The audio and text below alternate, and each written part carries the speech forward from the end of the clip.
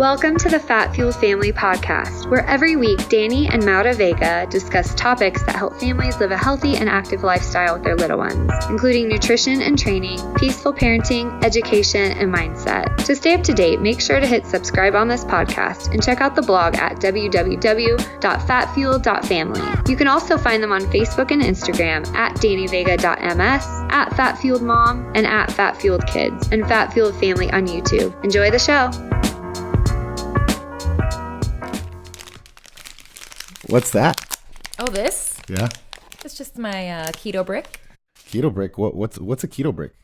Well, Keto Brick, it's an actual brick, which is awesome because it lasts me a really long time. Can't say the same for you. Nope. But Keto Brick is an awesome keto-friendly snack that it could be used so many ways, you guys, seriously. But it is keto-friendly, high-fat, low-carb, has really, really good macros. It's shelf-stable, which I love because I like to take it with me when I leave the house with the kids. And it's got no sweeteners, none of the crap that we're usually staying away from. So no allulose, erythritol, corn fiber, soy, any of that stuff that we're usually avoiding. But it makes such a great snack. I also love it just as a treat. I like to put it in my coffee and the kids love it. So that's a plus. I totally agree. And I have one of these every single day. An entire brick. Yeah, everybody knows I like to crush mine up into cereal and have it like a cereal. My current favorite flavors are peanut butter and chocolate peanut butter cup, which we have right here next to us. What about you? I really love the peanut butter because it's nice and smooth, but my other favorite flavor would probably be toasted coconut. Yeah, toasted almond coconut is amazing. And yeah, of course, as you all know, we are great friends with the owners of this company, Robert Sykes and Crystal Sykes. And both of them, when this started, they were just wrapping these things up in aluminum foil and shipping them out themselves, pulling all-nighters. And here we are several years later. It's an amazing company, guys. They have vegan options, vegan-friendly options, as well as whey options. So the two flavors that I mentioned are chocolate peanut butter cup and peanut butter, and the chocolate peanut butter cup is whey and the peanut butter is with the pea protein. So if you don't tolerate whey, no worries. Or if you're on a vegan diet, no worries. You can have the peanut butter. So guys, click on the link in the description of this podcast episode and check out the Keto Bricks ASAP. It gets the Fat Fuel family seal of approval. Anything else? No, that's it. It makes a really great snack. A little trick, I will just give one last tip, is if you want to melt it down, I like to melt it down and put it in little molds to make it just bite sizes for the kids because it's a brick. It is a brick. Get your Keto Bricks. Do it. Welcome to the Fat Fuel Family Podcast. I'm your host, Danny Vega, and I am joined by my beautiful wife. Oh, Maura, okay. You're beautiful, my love. Keeping it simple today. Yeah.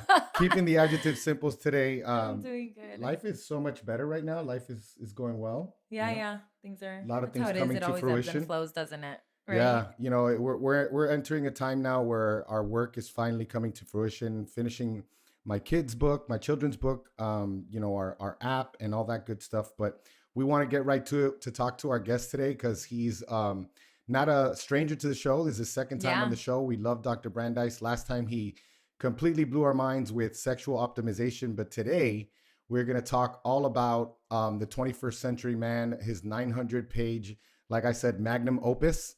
Welcome to the show, Dr. Brandeis. Welcome back. Welcome back. It's really an honor to be here. I'm so happy that you guys allowed me back. Yeah, no, we had an awesome episode with you.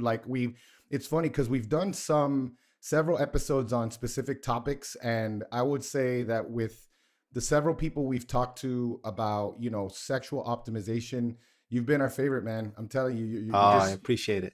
I'm still talking about L-citrulline, to this day. I'm still talking about AFFIRM and your products, and it's so funny because we were going back and forth about L-arginine and increasing nitric oxide, and it's been really cool to see how some people are putting the dots, connecting the dots with that. Absolutely. Well, thank you so much. I really appreciate it. Now, what I really want to talk about today is men. I've settled on men between the ages of 35 and 85 as my expertise. And men are really having a tough time. Whether people want to admit it or not, whether they want to talk about it or not, 100 years ago, women lived 1 year longer than men. Now, women live 5 years longer than men. Wow. That's a big deal. That is a big deal. Right? And about 5 years ago, there was a group in Princeton that won the Nobel Prize for discovering a demographic trend that's never been seen before. Middle-aged white men are actually living less long than ever before, right? There's actually a decline in longevity in a civilized society. And so the question is why? It's called diseases of despair. It's because of alcohol, opioids, and suicide, right? So how did we get here? Why is this happening? That's really the critical question that we have to ask. And this is why I wrote the book, because I take care of men between the ages of 35 and 85, and I see what's happening. And the issue is men are supposed to be strong, right? We're supposed to be strong in the workplace. We're supposed to be strong at home. We're supposed to be strong in the community. And we're supposed to be self-sufficient. We teach the people around us that we don't need help, that we can take care of ourselves. And the guys that I see are really good guys that come into my office, but they're in their late 40s or 50s or 60s or 70s, and something just breaks. You know, they begin to break down. And if they understood that it was important to take care of themselves, and they understood how to take care of themselves, then they wouldn't be coming into my office in the bad shape that they are.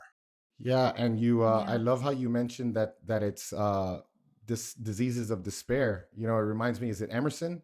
Most men live, quiet lives of quiet desperation. Yeah. It's obvious that there's some interplay between what you said about men saying that they don't need help and us getting to where we've gotten, right? We've allowed things to get so bad because of our, I don't know, supposed gender role, but I think a strong man knows how to ask for help, right? Absolutely.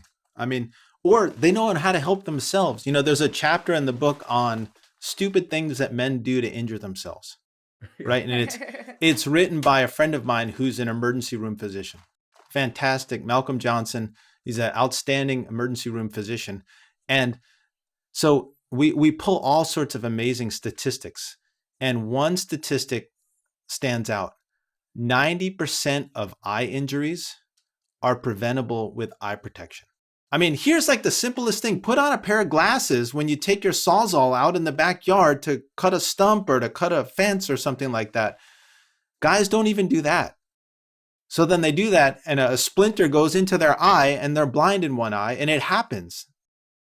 And people want to pretend like it doesn't happen. All you have to do is put a pair of sunglasses or a pair of goggles on, or 50% of hand injuries are preventable by wearing gloves.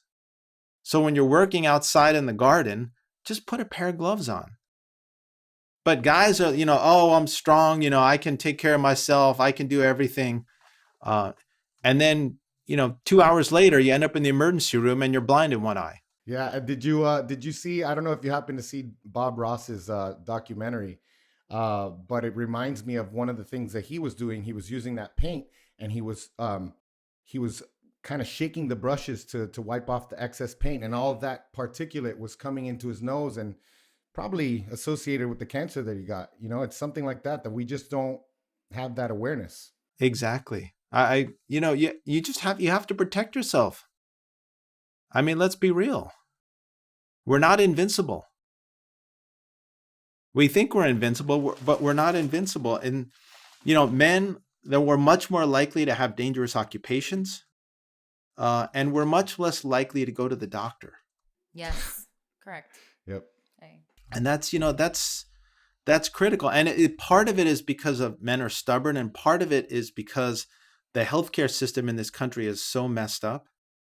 And as a physician who has been working in the healthcare system for 25 years, I can tell you that our healthcare system is messed up. But because of that, with Jim Korkos and a number of Masters of Public Health students at UC Berkeley, we wrote an amazing chapter on health insurance. Oh yeah, that's another big. So it's book, yes. Because men, we run companies, and we run families, with our spouses, and we have to choose health insurance.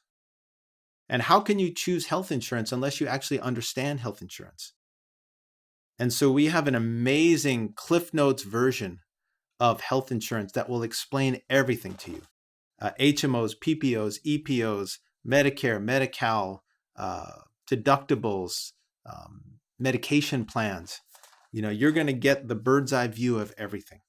But the other part of it is I explain to patients, to men, how to make the most of your doctor visit. Okay, guess how many minutes the average patient has at their doctor's office? With the doctor?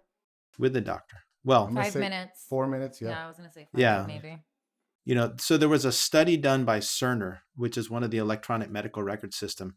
They looked at 100 million charts, and they found the average encounter, the time that the patient was in the room, was 16 minutes. Oh, okay. Okay. I don't know how many was actually spent with the doctor. They couldn't really quantify that. But you have to prepare for those 16 minutes if you want to get the most out of that. If you just come in and flop yourself into the chair and have the doctor run the encounter and try to get information out of you, and you spend 2 or 3 minutes talking about your pet cat or the weather, you're not going to get what you came there for. Okay. And so there's a whole section in the book. What you need to do is you need to come in there with a summary of your health, right? What medical problems have you had in the past? What surgeries have you had in the past? What's your family history? Do you drink? Do you smoke? All that kind of stuff. And there are resources out there if you don't want to put it together for yourself. There are a lot of resources out there, including my website, the21stcenturyman.com, that will have those kind of forms for you.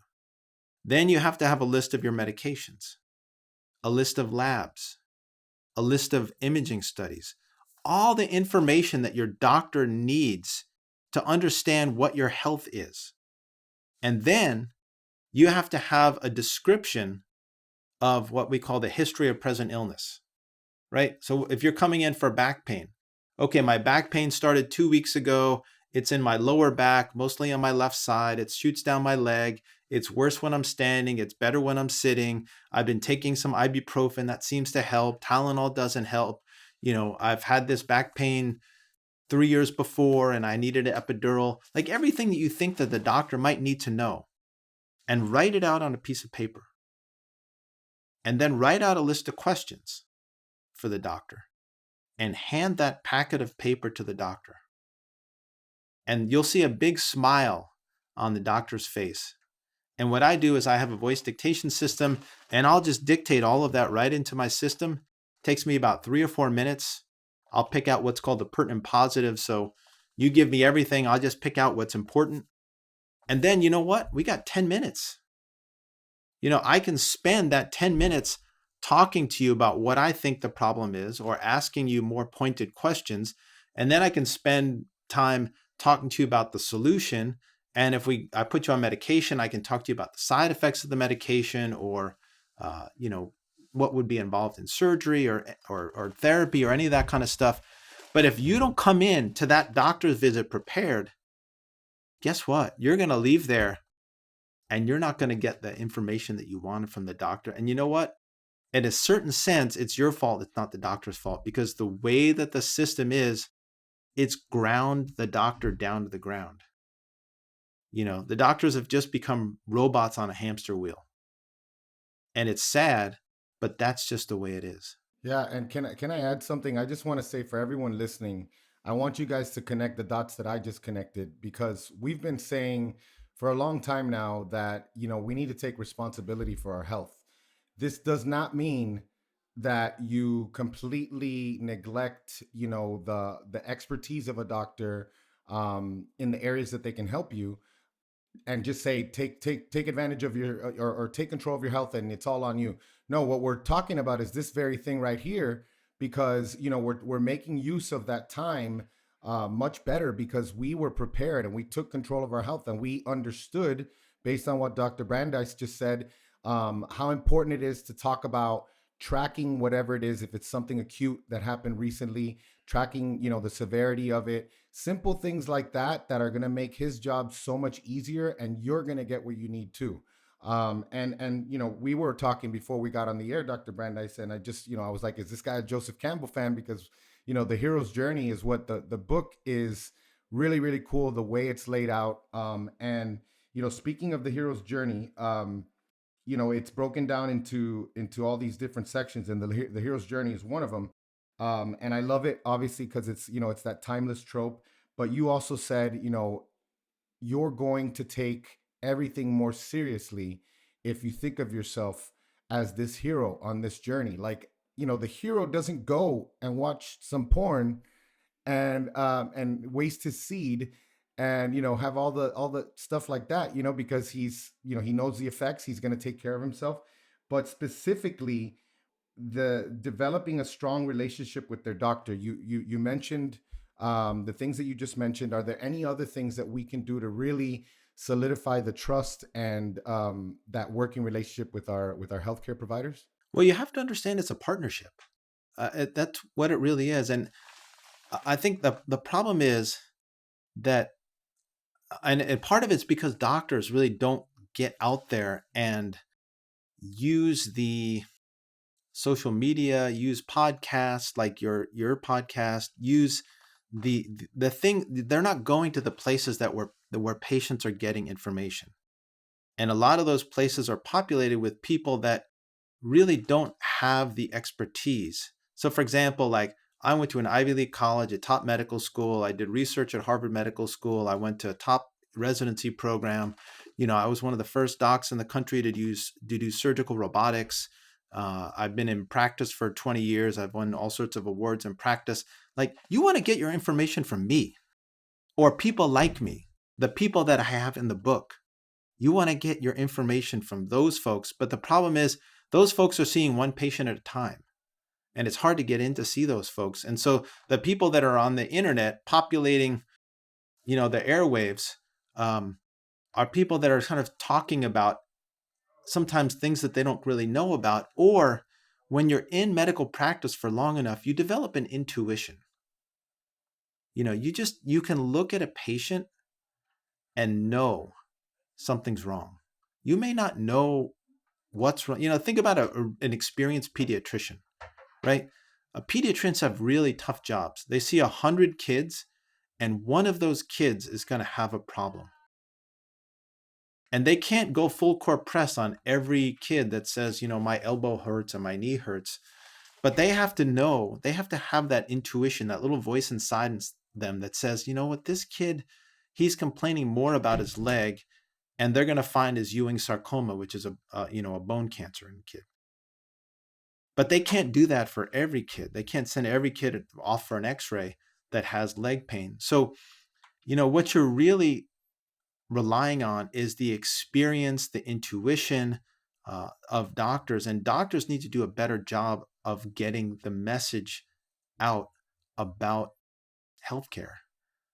But on the flip side, consumers of healthcare information have to do a better job of vetting the information that they get. What are the qualifications of this person? Why are they qualified to say? I was talking the other day to one of my patients who's a very experienced dermatologist. He's been practicing dermatology for 40 years. And we were talking about this, and I said, have you ever been on a podcast? Have you ever been on TV talking about this stuff? He's like, no, of course not. Why would I do that?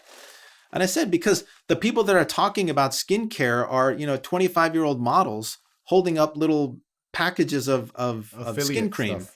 Yeah, right, exactly. right. They're selling stuff. Yeah. So yeah, they're selling stuff. They're making up all sorts of crazy stuff. Like, this will make you look younger. This will make you look better. Because the board-certified dermatologists aren't talking about it, and so other people jump in, fill the void, and sell stuff. Yeah, and they're held by those standards, and they know they can't make claims without backing them up. And most people that are, I wouldn't say most people, a lot of people that I see doing what you're saying don't even have the notion in their mind that they can't make claims without backing them up. They use all types of language that a scientist would never use, but it sells units. Exactly. But and then at the end of the commercial, they say, well, if you have a question, call your doctor. Yeah. Right. Cover your bases. Yeah. Right. But the thing is, you're not going to your doctor prepared well enough to give your doctor the time to explain it to you. And what people need to understand is that Medicare hasn't given doctors a raise in 20 years. So doctors make the same amount of money or less than they made 20 years ago, but in real dollars, it's half or less. And more paperwork and more, Exactly. all of the legal stuff and all of the charting and the insurance, the hiring more people, all that stuff. Yeah. So just go into that meeting with your doctor really prepared and look at your doctor like your partner in taking care of your health. And let's try to get the most together out of this patient encounter so that we both can make the most of it. And that's along the lines of the hero's journey. If you're punching the clock every day in life, just waiting to get Social Security or die, you're not going to do the right thing. But if you see yourself, as the hero of your own life, you can really make an impact on your family, raising your kids, on your job, in your community. Why would you go out and get drunk? Or why would you go out and do drugs?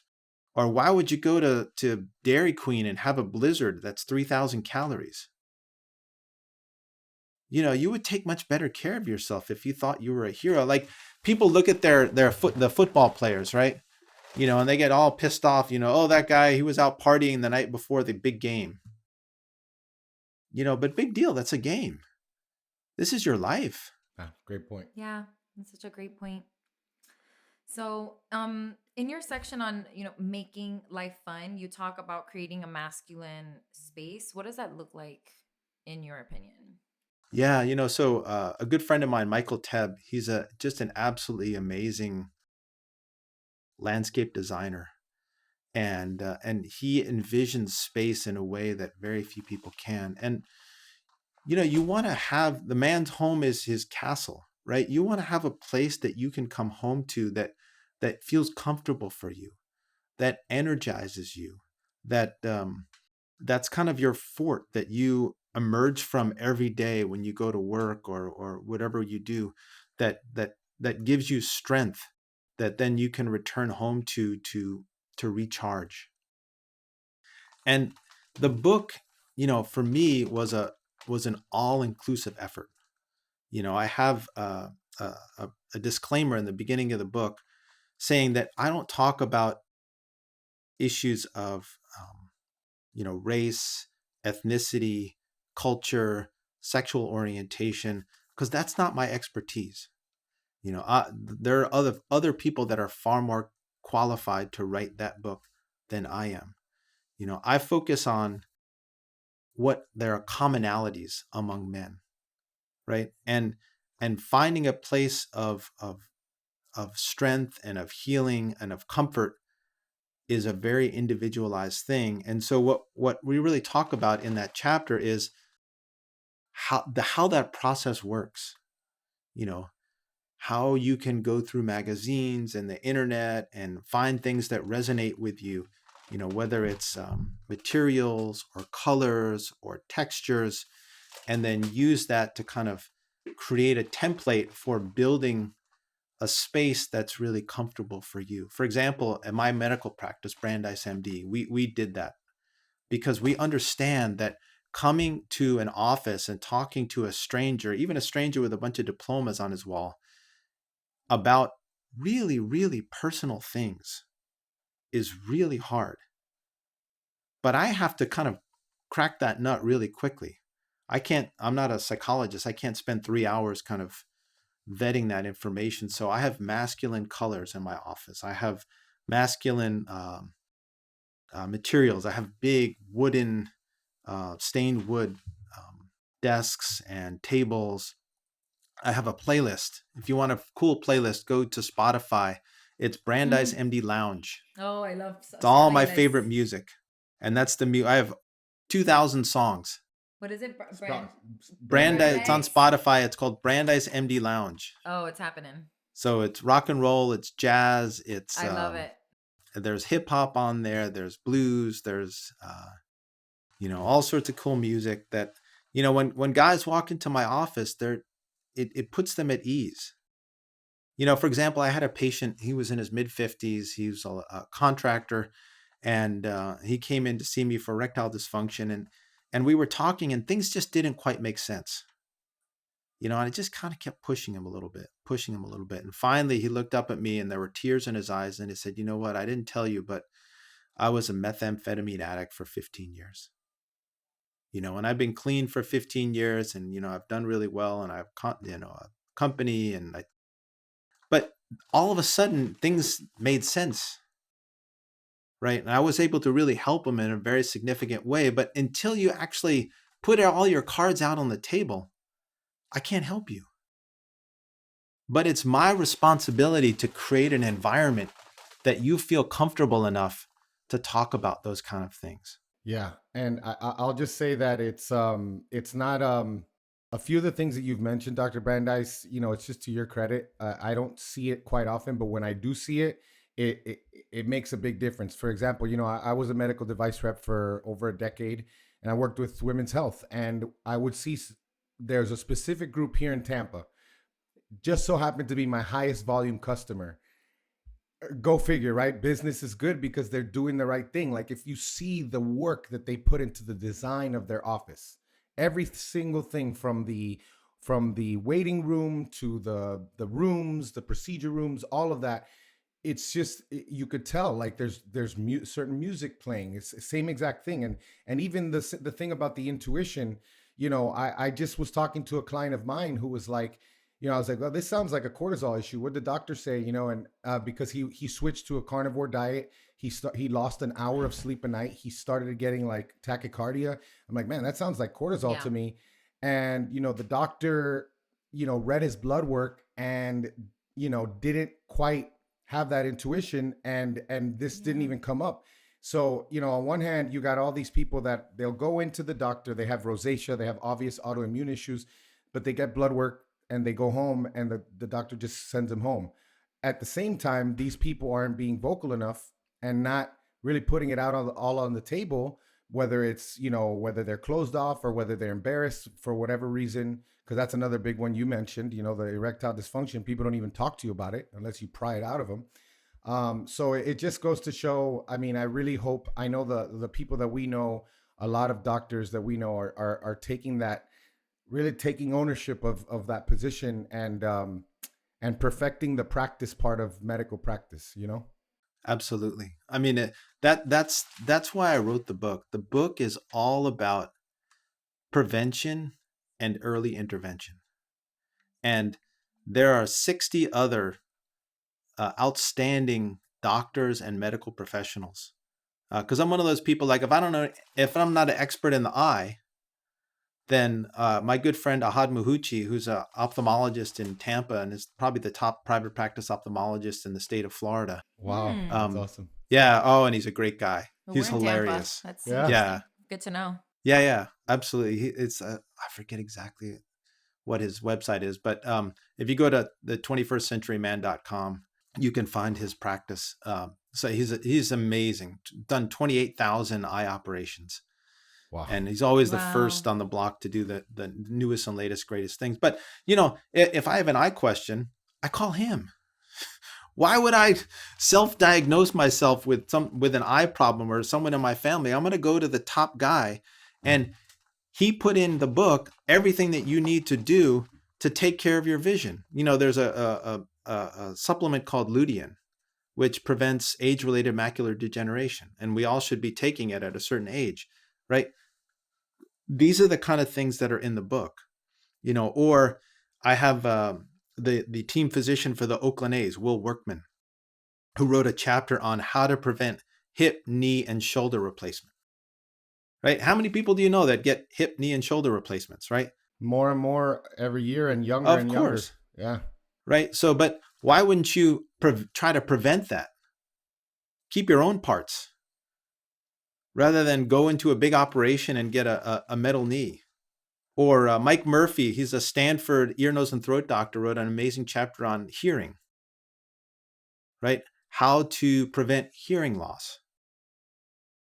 Why go for a hearing aid when there are things you can do to prevent hearing loss? It's up to us to be proactive about our health. And this book, it gives you there's an amazing section on heart health written by Joel Kahn, who's a nationally known cardiologist that has, Instagram channels. Yep. Yeah, he's an amazing guy. And he tells you, these are the things to do. He talks about a calcium score, right? There's like a 2-minute test. I had it done 3-4 months ago. It takes literally 1 or 2 minutes. It's not expensive. And it gives you a calcium score. It gives you a score that correlates with the amount of cardiovascular disease that you have. So huge. So important. So huge. Yeah. More important than anything, honestly, like that. And I think I haven't read that section, but I mean, looking at your your CAC score and your HSCRP is another great one. Is awesome. I love that every book that I've read that does this, Dave Asprey wrote one called Game Changers. It's this whole idea of like standing on the shoulders of giants, like taking all your expert friends and bringing them together for this, big badass book that's covering specific sections, and all of them are experts in that section. I did want to ask you about the, in sexual medicine, about circumcision, just because you talk about preventing versus dealing with the issue later. And we know that I'm always giving away personal information. So I was like, wait, let me hold up. But anyways, parents learn about these things with circumcision, and they may change the way they approach it, learning some of the things that we did. What would you say with circumcision, some of the things that expecting parents should probably know before they decide to do that? There's no definitive health reason to get a circumcision. To do it, right? Right. Yeah. To do it. So like a parent shouldn't be chastised for not doing it.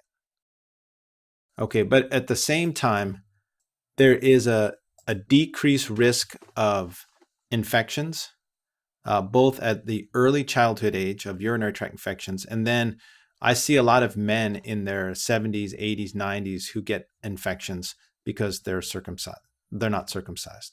Okay. And as you get older, it becomes more and more difficult to maintain cleanliness and hygiene when you're uncircumcised, right? When you're in your 20s or 30s, it doesn't really matter. But we're talking about, 70s, 80s, when it becomes more and more difficult to keep yourself clean. How hard is it to treat it once someone in that age has that comes up? Is it just simple? Well, it's kind of a mess because the foreskin is closed down, it's scarred, and it's infected. Oh, wow. So they have to open it up a bit, or Well, you have to open it up. But the thing is, when you're operating on infected, necrotic old tissue that doesn't hold together very well, that's a big problem. So do they get circumcised? Is that one of the courses of action? Well, a lot of times what you have to do is what's called a dorsal slit, which is where you basically just make a single slit on the foreskin to open up the foreskin so that you can expose the infection to allow the infection to drain and the tissue to heal. And then if the man wants it, then you can complete the circumcision at a later time. Gotcha. Because you can't operate, especially something sort of as sensitive and cosmetic as the penis, in an infected field, because you're going to get, it's going to look like a mess. So it's that is more complicated than I would have thought. So you're talking about multiple procedures if the infection is bad enough. Right. And no one ever gets penile cancer if they have a circumcision. Right. Penile cancer is rare. It's not something that's super common, but you're basically totally eliminating your risk by circumcision. Now bring that around because it seems to me like if we're looking at the risk benefit ratios for stuff, we got a good 40, 50 years where we really want to use this thing well, and we want to feel it, and we want to feel good, and we want everybody else to feel good too. So, that's what I'm thinking about. Because I know those are a lot of things to think about as well. The argument that the sensation is better with a uncircumcised penis than a circumcised penis, I think that's purely subjective. I don't think that there's any way that I always look at things from a researcher's perspective, because it's subjective. Yeah. Right. I mean, how would you go about studying that? Yeah. You can't possibly do a level 1 evidence-based study with that. Yeah. And so it's purely subjective, and I don't think we should be criticizing parents for doing one or the other. It's just to me, it's just purely a personal choice. And, it's one of those things, get your hands off my body. Right. Yeah. Right. I get it. It's like, I'm not going to march to Washington. I don't think there's ever going to be a Supreme Court case on circumcision, but Yeah, I know. but get your hands off my penis. Yeah. Exactly. All right, so switching gears, I mean, you mentioned how sugar consumption affects several aspects of our health. Obviously, this is right in line with what we believe as well, and even our immune function. Are there any noticeable direct or even indirect effects of sugar on sexual performance? Well, see, now this is where you talk about someone who said we can see far because we stand on the shoulder of giants. The person that actually taught me that was a guy named Bernie Churchill. And he wrote a chapter at the end of the book on gratitude. And I feel a tremendous sense of gratitude for Dr. Churchill, because he taught me so much. He was a pediatric urologist, and we would stand together for 6 or 8 hours reconstructing kids' genitalia and bladders and so on and so forth. And during that time, he had just this incredible ability to explain things from a macro to micro way. And so the way that we explain nutrition and sugar in the book is from a macro to micro way. When I ask my patients, because I always, my poor patients get, they're my lab rats. I try all sorts of new stuff on them, and try to explain things in different ways. And I ask them, well, what is sugar? And no one really understands what sugar is. And the way I explain sugar starts with day 2 of Genesis, right? Let there be light. Okay, what's light? Light is the sun. What's the sun? The sun is a huge ball of energy, and we get 1/1000th of the amount of energy on Earth that the sun kicks out. Okay, that 1/1000th of the energy of the sun comes down to Earth. And what do? Well, we have trees. Trees have chlorophyll. And chlorophyll captures that energy. And it combines it with water, and it combines it with carbon dioxide, and it makes it into sugar, into glucose, right? Glucose is a storage form of energy. It's almost like a battery, right? And then what do animals do? Well, we eat the sugar, right? We eat fruit, we eat vegetables, we eat, all sorts of stuff, nuts, that captures the sugar, and then we use it for energy, or we eat animals that have eaten the sugar. And so sugar is a form of energy, which is great, right? And so if you ever watch the TV show Naked and Afraid, it's one of my favorite shows. We love that show. Right? So good. What happens on Naked and Afraid? They need protein. They're always looking, even Well, vegans. they lose 20 or 25 pounds in less than a month, right? Yeah. How come? Because food is hard to come by, right? Sugar is it's gold. It's a resource. 100 years ago, we used to eat 2 grams of sugar, or 2 pounds, maybe it's 2 pounds of sugar a year. Now we eat 135 pounds of sugar a year, right? So, sugar is gold. Your brain runs on glucose. Your body runs on sugar. The problem is we can call up, Uber Eats and get a Dairy Queen Blizzard and a Chipotle burrito and wolf down 4,000 calories in an hour, right? And one really critically important fact that people need to know is how many calories, because calorie is a form of heat. It's a form of energy. Most people don't understand that, right? See, these are the things, like I had a patient the other day come in and said, I'm eating buffalo protein. Do you think it's better than cow protein? Like, I don't know. I have no idea. And honestly, I don't care. Because you don't even know the basics.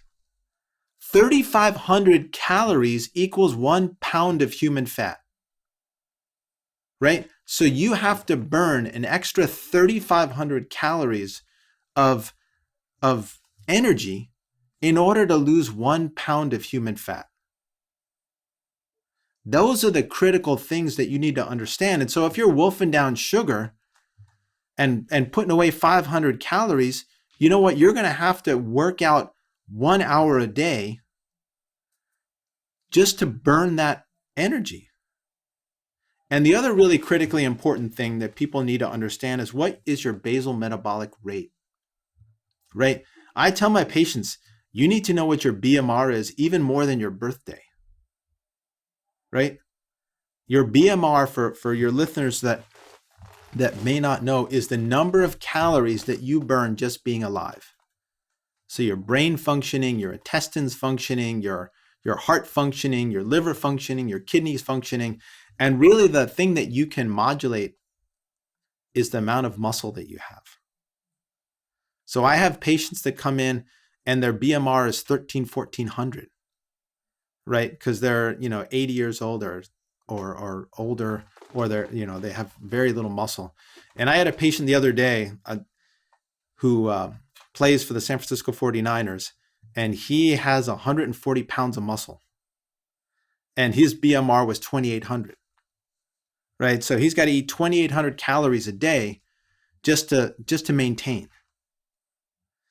And so you got to know that number, because how can you lose weight? How can you be healthy without knowing that number? And the InBody calculates the BMR and the RMR, right? If I remember correctly. Or just what BMR? Do you mean by RMR? Resting metabolic rate. It's a little bit more. I think it's a little bit more than your basal. Actually, your basal is your resting. So I'm thinking. I'm thinking of another metabolic rate. Yeah, the InBody creates the BMR, basal metabolic rate, and so you can get a rough estimate based on your height and weight. But since the InBody understands how much muscle you have, it's a much more accurate assessment of what your BMR is. Because you mentioned the heat, and having muscle produces more heat. It's less efficient, so they're going to need more calories, more heat, more energy. Exactly, and that's why my patients come in and I try to explain to them what's alcohol.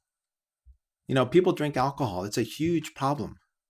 Especially post-pandemic, people drink alcohol. Yeah. It's an intoxicant. Not only it intoxicates you. Yeah. Well, it intoxicates, but it's also a depressant. Yeah. Oh yeah. Right. So the class of medication is it's a depressant. It reduces your inhibitions, but also, you can burn it as fuel. Yeah, it's the number one fuel preference. It's got to burn through that before even sugar and anything else. Exactly. So, you can light it on fire, but it doesn't have any nutritional value. Doesn't have any protein, doesn't have any minerals, doesn't have any vitamins, right? So you're basically just eating or drinking pure fuel. So pure fuel is going to make you fat. It's going to make you stupid. And it's going to make you sad. So if, the thing is, like, if you're doing great, if you're in good shape and you have your life together, go ahead, drink as much alcohol as you want. But if you're overweight, if you're mildly depressed, if you're potentially can make bad decisions in your life, really alcohol is not the thing that you should be taking in. And there's a whole chapter in the book on alcohol and the statistics behind alcohol. Well, doctor, Yeah. I mean, this is like, I feel like an hour is not even close to get into all this stuff. Like, there's so many sections that we didn't even talk about. I mean, it's one of those things, but because of that, I want to know, when is this book coming out? When are people going to be able to purchase it? And where can people find you online? You mentioned your website, but just one more time for everybody. Yeah, so my own personal medical practice website is BrandeisMD, BrandeisMD. And then my supplement website is AFFIRM Science, AFFIRM Science.com. And we make a nitric oxide boosting supplement, a supplement for premature ejaculation, a supplement for prostate health, and then a supplement for testosterone boosting, which is really an interesting supplement. There's so many supplements out there that, quote, boost testosterone. But let me be clear, there's no supplement that can really dramatically improve testosterone. Nothing. The best you're going to do is what we are able to do with support, which is our supplement, which is DHEA. So DHEA is a testosterone precursor. Your body uses DHEA to make testosterone. But the problem with DHEA was that it makes testosterone, but it also makes estrogen. And so what we added is something called DIM, which you get from cruciferous vegetables like broccoli, and it's an aromatase inhibitor, so it blocks the conversion of testosterone to estrogen. So you get more testosterone, less estrogen, and then we added some ashwagandha and some Tongkat Ali, which have some decent data on improving testosterone. I've heard a lot about Tongkat Ali recently. Exactly. Yeah, I forgot where I heard that. That's a pretty cutting edge one that I've recently just started reading about. Exactly. So if you're a guy and your testosterone's 350 or 400 or even 450 and you want to boost, something like support from AFFIRM Science is something that will give you about a 15% boost. But if your testosterone's down at 250 or 300 and you want to get it up to 900 or 1,000, there's no supplement on earth that's going to do that. You need testosterone replacement. And there's an amazing chapter in the book on testosterone written by Dr. Gary Donovitz, who's the chairman, founder of BioT, which is the largest testosterone replacement company in the country. And they do an absolutely amazing job training doctors. There are 4,300 doctors that are BioT providers. Wow. That's amazing. You know, there's seriously, I have the cream of the crop writing chapters, all these. There's an amazing chapter on PRP, platelet-rich plasma, written by none other than Charles Runnels, the guy that just, branded the P shot, the O shot, the vampire facelift. For those of you people out there considering stem cells, I have an unbelievable chapter on stem cells written by Jeff Piccirillo. He's a regenerative orthopedist. Because people have to understand, what is a stem cell? I could talk for an hour on what stem cells are. Or you could read, get the book and read the chapter. And the book website is the 21st Century Man, all written out.com. And so you'll be able to buy the hardcover book in December, because there's a paper shortage. And so, the paper for my book is sitting in a container ship in the port of Long Beach, I think. But the ebook will be out in a week or two. And right now we're recording the audiobook, which is really, really fun. So I have one of the chapters called Inspiration, and it's written by Brian Bandmiller. Brian Bandmiller is a pretty famous news guy in the Bay Area. He does Bandmiller on Business. And he wrote a chapter on inspiration.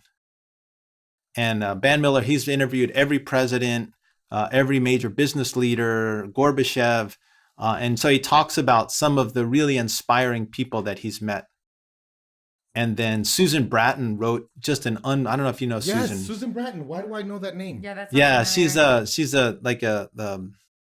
what did she call herself? An intimate wellness expert. She's just incredible. And she wrote an amazing chapter on how to make love to a woman. And so she's going to do the voiceover for her chapter. Brian Bandmiller is going to do the voiceover for his chapter. That's and then what I was going to ask. Nice. Joe Starkey was the voice of the San Francisco 49ers during the Joe Montana era. And he actually called the play, that crazy play between the Stanford and Cal. Yeah. What was his name? The receiver. What was it?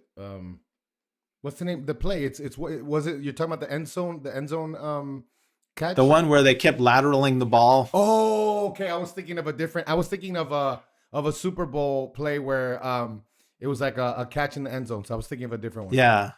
But so Joe Starkey, he narrates his chapter, and then I narrate some of my chapters. The hero's journey chapter, and then my own hero's journey, and then the sexual medicine chapters. And the sexual medicine chapters are really, really fun. I write it from two perspectives. One is from the perspective of a guy, kind of like in becoming attracted to the girl, and then the boy meets girl, and so on and so forth. And then I interject with a doctor's voice of like, okay, this is what's happening to the physiology. The guide. So that's the guide, right? Exactly. So the first chapter is called Sex on the Beach. That's great. And it's about what happens when things go right. And then the second chapter is erectile dysfunction explained. So we follow the same characters, but now, the guy's in his 50s and he's got, kids and jobs, and he's traveling and in-laws and parents to take care of. And, all the things that happen to us as we grow up as men. And all of a sudden he can't get an erection anymore. Okay, what happens in that situation, and how do we deal with that? Honestly, I don't want to toot my own horn, but this is the one book that men between the ages of 35 to 85 need to own, and they need to read. And even though it's 900 pages, it's not like a fiction book that you have to read cover to cover. Right. You can go in there. You read the beginning. Like I have a chapter in the very, very beginning of the book, in the introduction, on how to read this book. And I compare the book to the buffet at Caesar's Palace, right? You got everything there, and everything's really good. And you get your plate and your knife and fork and your napkin, and then you go and you decide what you want to eat. And some people, they start with an appetizer and then go to a main course, and they go to dessert. And other people, they pick and choose what they want. And some people use it to try foods that they've never tried before. And some people just stick with the foods that they like.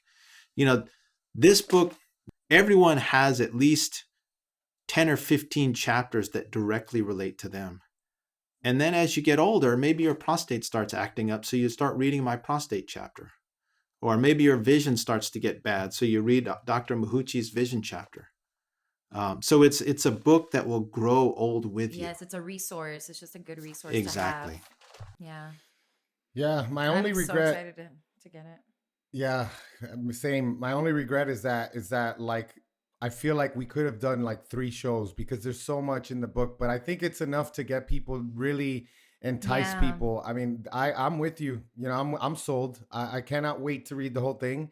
You're welcome back anytime, Dr. Brandeis. I think this is going to be it's always a great time. Massive resource for men. Yeah. Well, I want to say a couple more things. Yes, I love being on the show with you guys. I love chatting with you guys.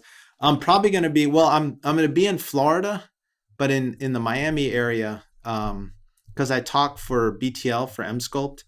And I'm going to be in Miami on the 3rd, 4th, and 5th of December. Oh, okay, good. Oh, but interesting. November. The book is written for men. Okay, and what I mean by that is there's nothing more annoying to me than when I read a 300-page book and say to myself, you know what? That could have been 5 pages. Yes. Right. I get what you're saying. Just give me the cliff notes. Yeah, I'll pay you $20 for the book. Yeah. I don't care about that. Just give me the 5 pages of important information. Yes. Right. This is a 900-page book. This is the least number of words possible that I could put this amount of information into. So good. So good. This book, when most people would have written this book in 5,000 pages, right? I labored over this book to make it 900 pages. And seriously, every word in the book counts. It's so information dense. If it's 101 chapters, and each chapter is on like a topic that textbooks are written on. But I had guys that are and gals that cherry pick the information that just are presenting the important information just for you. But at the same time, I wanted to make it fun. So like every chapter has a quote. that, are people from our generation, like Robin Williams and Woody Allen and George Steinbrenner. Like there's the chapter on cocaine.